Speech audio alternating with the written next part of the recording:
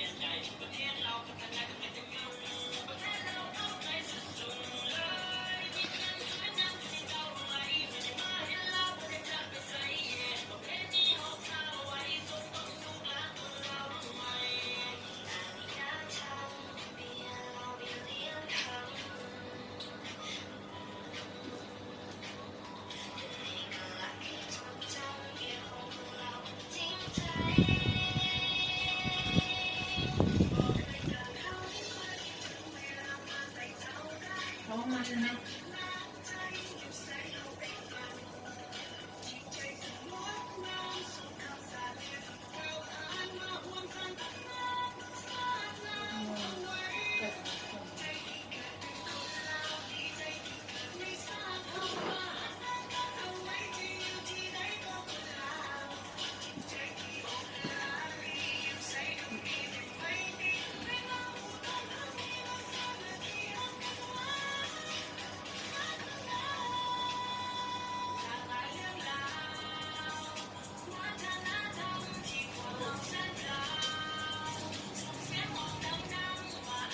ฟ้องแล้ว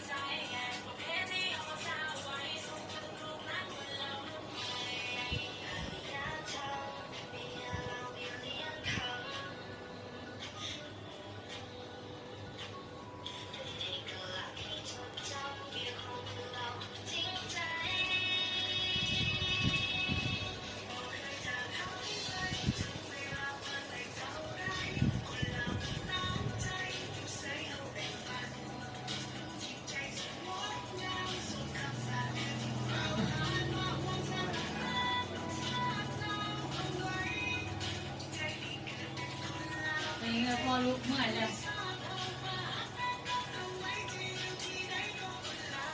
มืดมันดูขุ่นอ่ะ เอาอันใส่เพล เรา ง เลื นี้ อก แล้ ข ว องเราเลย